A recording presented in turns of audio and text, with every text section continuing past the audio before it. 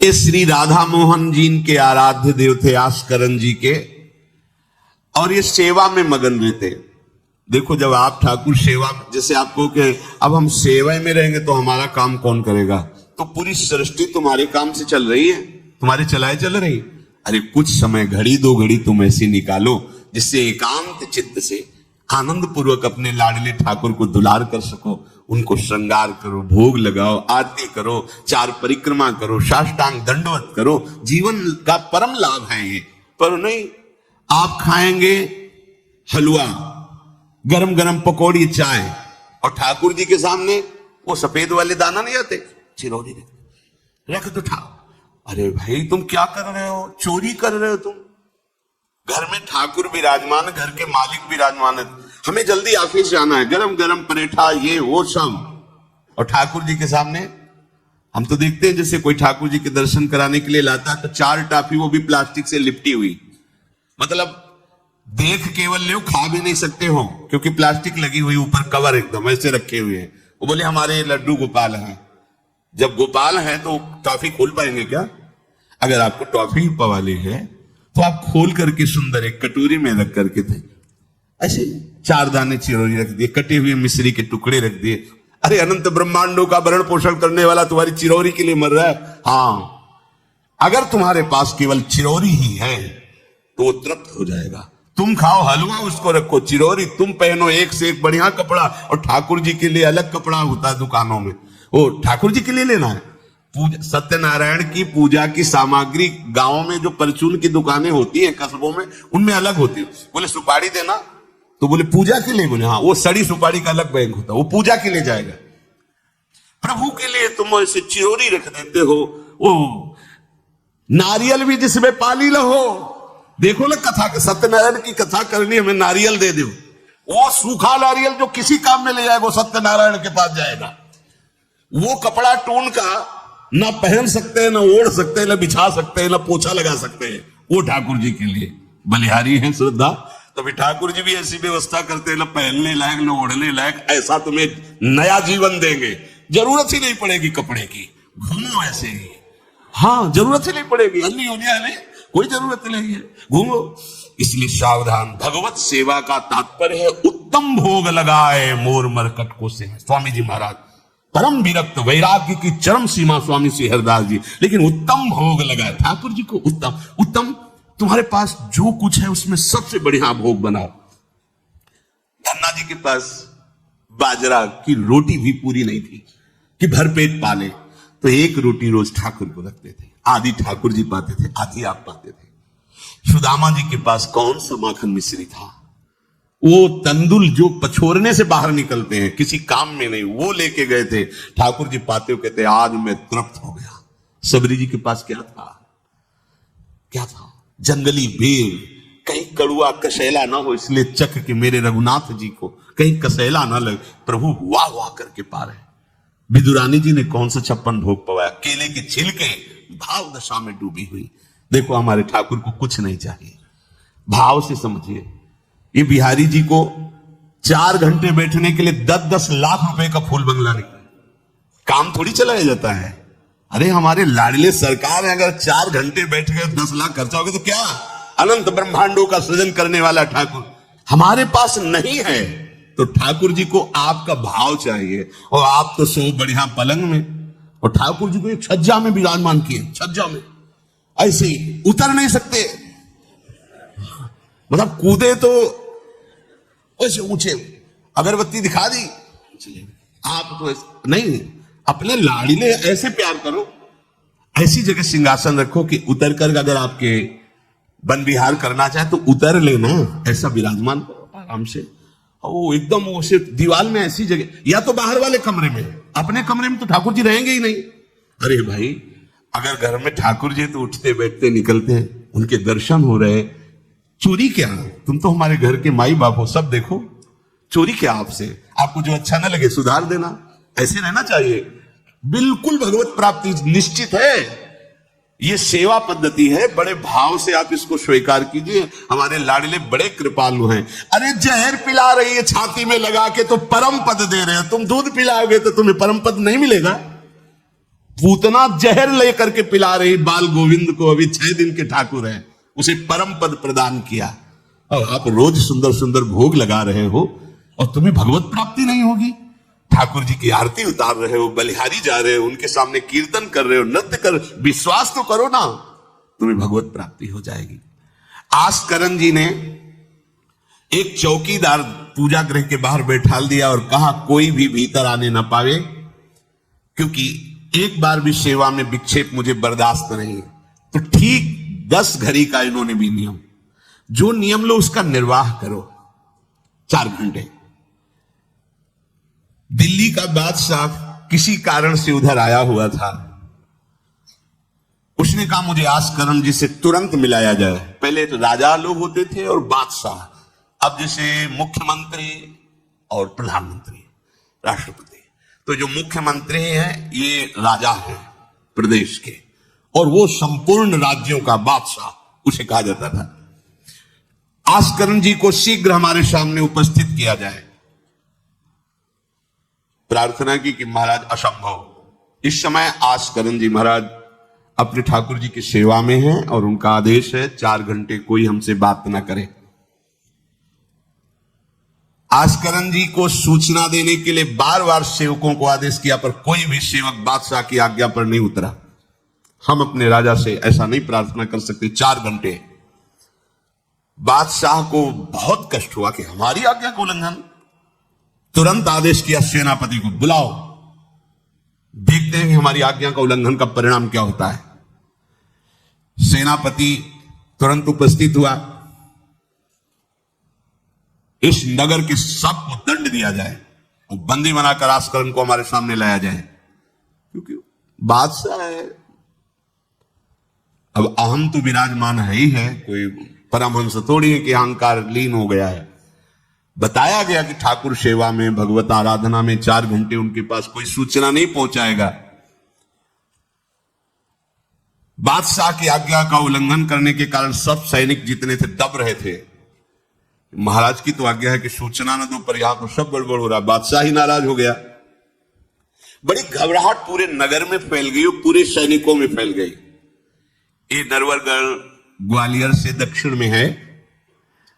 आस्करण जी ना शिकार खेलते थे, ना किसी को दंड देते थे, बस केवल भगवत सेवा, नाम जप, नाम कीर्तन, पूरे नगर को सब सुविधा, सबके घर में ठाकुर सेवा, सबके यहां नाम कीर्तन सुनाई देना चाहिए। जिसको जो जरूरत हो राज दरबार से ले जाए।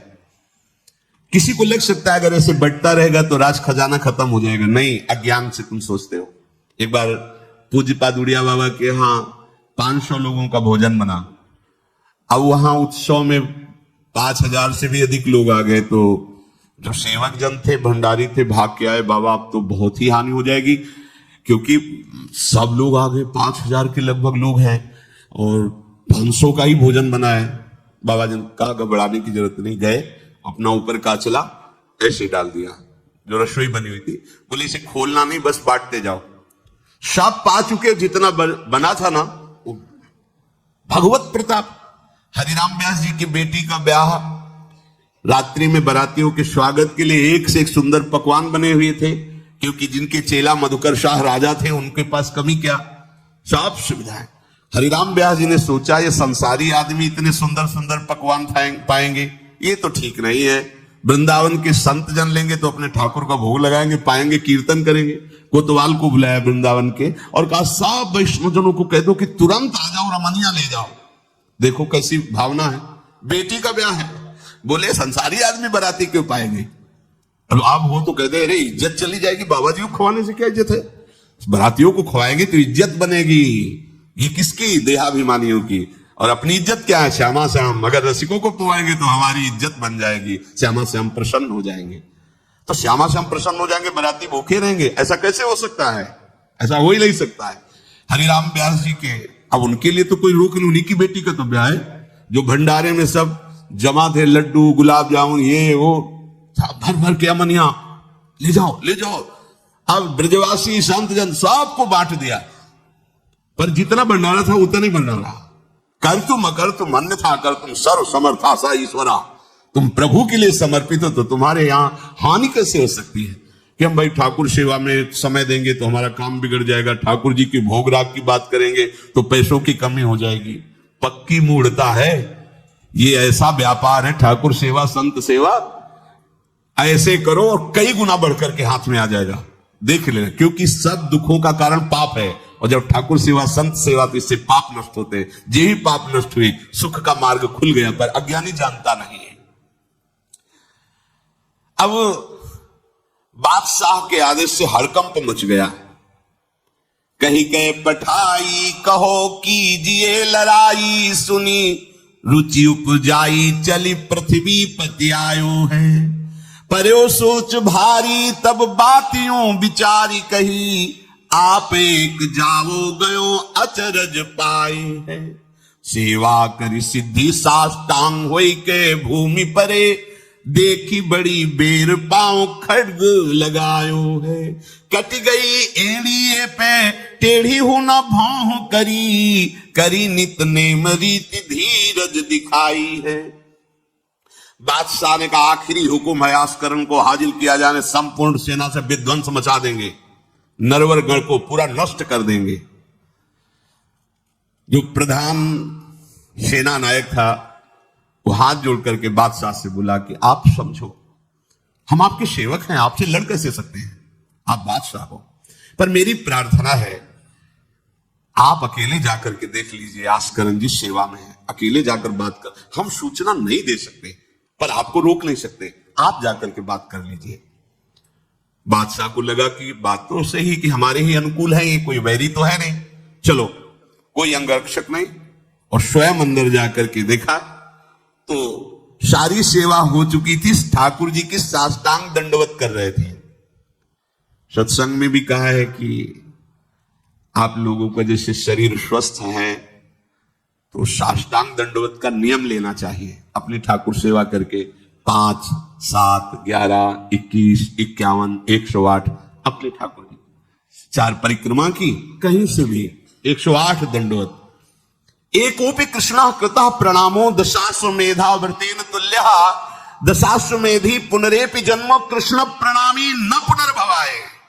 ये भीष्म जी बोल रहे हैं, एक बार हमारे श्री कृष्ण को कोई साष्टांग दंडवत कर दे, 10 अश्वमेध यज्ञ का फल अवघृत स्नान का उसे प्राप्त होता है। पर 10 ये अश्वमेध यज्ञ करने वाला पुनर्जन्म को प्राप्त होता है, पर एक बार श्री कृष्ण को साष्टांग प्रणाम करने वाला पुनर्जन्म को प्राप्त। दशाश्वमेधी पुनरेपि जन्म कृष्ण प्रणामी न पुनर्भवाए। अपने पास तो भगवत प्राप्ति के लिए बहुत से अस्त्र हैं, केवल नियम पूर्वक प्रयोग करो, माया का प्रवाह बंद हो जाएगा। ठाकुर सेवा के बाद करना चाहिए साष्टांग दंडवत। हमने महापुरुषों को देखा है, गुरुजनों को देखा है। अब शरीर उस लायक नहीं है तो भाव से कर लीजिए, अगर शरीर स्वस्थ है और आप करने लायक हैं तो जरूर। जैसे माताएं बहनें सखियां हैं तो पंचांग, एक पंचांग दंडवत की, खड़े हो गए, हाथ जोड़ा, मंत्र अंदर स्मरण किया, फिर पंचांग 5, 7, 11, 21, 51 ऐसा करना चाहिए। आस्करण जी भगवत सेवा करके साष्टांग दंडवत कर रहे थे नियम पूर्वक। अब ये तो पता चल गया कि कोई आया है, पर ना नजर दी, ना बात की, ना रुके, उठे साष्टांग दंडवत, फिर उठे, फिर साष्टांग दंडवत। बादशाह खड़ा देखता रहा, ये तो ना हमारी तरफ देख रहे हैं ना बोल रहे, बहुत देर हो गई, चुपचाप। पद का अभिमान होता है। अब वो बादशाह ठहरा, खींची तलवार म्यान से निकाली और जब वे साष्टांग हुए तो मारा ऐसे तो एड़ी उड़ गई, कट गई एड़ी आस्करण जी की। लेकिन आस्करण जी ने ना दंडवत रोकी, ना मुड़ करके देखा, खून की धार बह रही। निष्ठा देखिए, ये है अनन्य भक्ति की निष्ठा। नहीं कहा कि अब रुक गए, कुछ नहीं, वैसे ही खड़े हुए, फिर साष्टांग दंडवत, फिर खड़े, खून से लथपथ हो रहे, कोई कष्ट का अनुभव नहीं दिखा रहे कि आओ कहे या पीछे मुड़ करके देखे। अब तो धैर्य छूट गया बादशाह को, ये मेरे से तो अपराध बन गया, ये कोई नाटक नहीं कर रहे, ये तो सच्ची में महान भागवत है। क्योंकि जो पद का अभिमानी जन होता है वो ये नहीं जानता है कि भक्ति क्या होती है, भक्ति का स्वरूप क्या होता है, भक्तों की निष्ठा क्या होती है। उनको तो लगता है कि मैं अमुक पदाधिकारी हूं, मैं इतना, बाबा जी लोग भीख मांगने वाले, इनके आगे क्या जमीन में बैठे, हमारे लिए कुर्सी की व्यवस्था नहीं होगी क्या? हमारे को इस पद का अभिमान जो मिला है उसका सम्मान होना चाहिए। तो वो जिस पद में है, इस सृष्टि में कोई वो पद नहीं है, वो हरिदास पद में है, हरि पार्षद। तुम तो मायाकृत सृष्टि के किसी पद पे हो गए, वो मायापति के निजी पार्षद है। तुम्हें दिखाई देता है भिखारी है, तुम्हें दिखाई देता है भिक्षुक है। नहीं नहीं, वो इतने बड़े बादशाह के ऐसा बादशाह पैदा ही नहीं हुआ है? चाह मिटी चिंता मिटी मनुआ बेपरवाह, और जिनको कछु न चाहिए वो साहन के साह। नरपति सुरपति लोकपति जिनके भावे घास, जिनके भावे घास, रहे परमानंद में तज सबही की आस। गर्दन उतार दोगे अगर हरि का विधान होगा तो शरीर ही नष्ट होगा, नहीं तो हमें छू भी नहीं सकते, हमारे स्वरूप को नहीं छू सकते। भक्त अपनी निष्ठा पे होता है। एक बार व्यासकरण जी ने मुड़ करके नहीं देखा बादशाह की तरफ। अब तो धैर्य छूट गया बादशाह की, गलती हो गई हमसे। ऐसा ही होता है। नवलदास जी को वृंदावन से हरिवंश महाप्रभु के शिष्य थे, तो बादशाह तुर्की था, उसके मन में वैश्यकुल के प्रति बड़ी ईर्ष्या पैदा हुई थी। तो उसने कहा भारत में वैश्यकुल नहीं रह जाना चाहिए, नष्ट कर दो। आतंक स्वरूप उनका काटना मारना, लाखों वैश्यों का कत्ल कर दिया। पता चला कि दूसर वैश्य एक वृंदावन में भी है। आए, उनको बंदी बना लिया, शाबले पेश किया, कहा सर झुकाओ। कहा तो झुक चुका है एक जगह, राधा वल्लभ लाल के चरणों में। अनंत कोटि ब्रह्मांडों के बादशाह के सामने सर झुक गया है। अब तो एक भूमंडल का जबरदस्ती बादशाह बना बैठा है। बोले जंजीरों में बांध दो इसको, रोज कोड़े लगाओ, भोजन मत दो, फिर इसको हम दंड निश्चित करेंगे, देखते हैं। बहुत अपने अभिमान में है। बांध दिया। सुबह कोड़े लगाने गए तो जंजीरें पड़ी थी और कुछ नहीं था। फिर खोजा तो वृंदावन में राधा वल्लभ जी के दर्शन के, फिर बांध के ले गए। अरे बोले तेरी जंजीरें क्या मुझे रोक सकती है? जब माया की जंजीरें नहीं रोक पाई तो तेरी जंजीरें क्या रोकी? तू लाख बार बंधवा, मुझे नहीं रोक सकता। आखिरकार चरणों में झुका, उनका बंद करवा ये नरसंहार। तेरे इस नरसंहार से कुछ नहीं होने वाला, तू शांति से रह, ये ऐसे उपद्रव करना बंद कर। तो ये जो पदाभिमानी जन है, ये अभिमान में न जाने कैसे कैसे बड़े अपराध हो जाते हैं, भक्तों को नहीं जानते हैं। उठी चिकडारी तब पाछे सो निहारी, कियो मुजरा विचारी बादशाह तिरिझे हैं। हित की सच्चाई यह ने कुना कचाई होत, चर्चा चलाई भाव सुन सुन भीगे हैं। बीते दिन को नृप भक्त सो समायो, पृथ्वीपति दुख पायो सुनि भोग हरि छीजे हैं। करे विप्र सेवा तिने गांव लिख न्यारे दिए, वाके प्राण न्यार लाड़ करो कही धीजे हैं।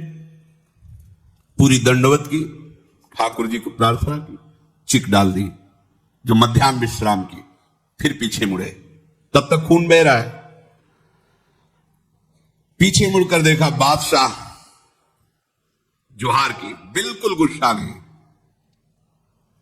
राजा को इनकी ये धैर्य शैली देखकर कि अपने इष्ट के प्रति निष्ठा और मेरे अपराध का कोई भी इनके ऊपर प्रभाव नहीं, रीझ गया, बहुत प्रसन्न हुआ और कहा आज मेरे नेत्र सफल हुए कि मैंने ऐसा निष्ठावान भक्त देखा।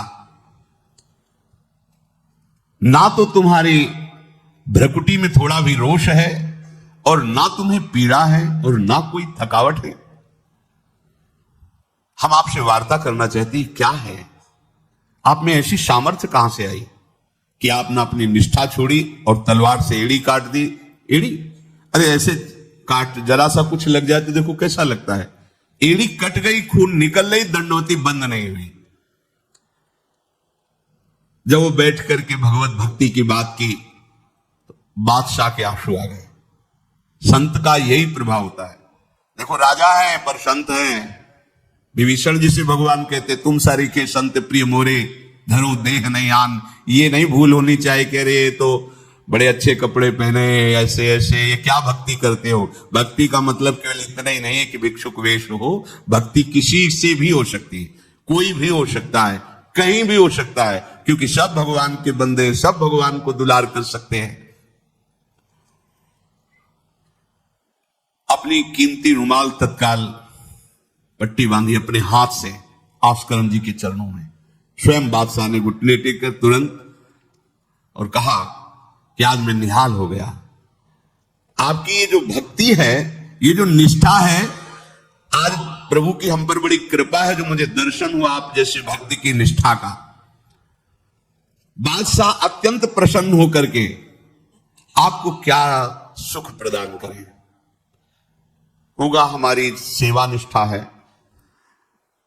आप जब चाहते तब आदेश दे देते, तो आप मुझे अपने आदेश से मुक्त कर दीजिए।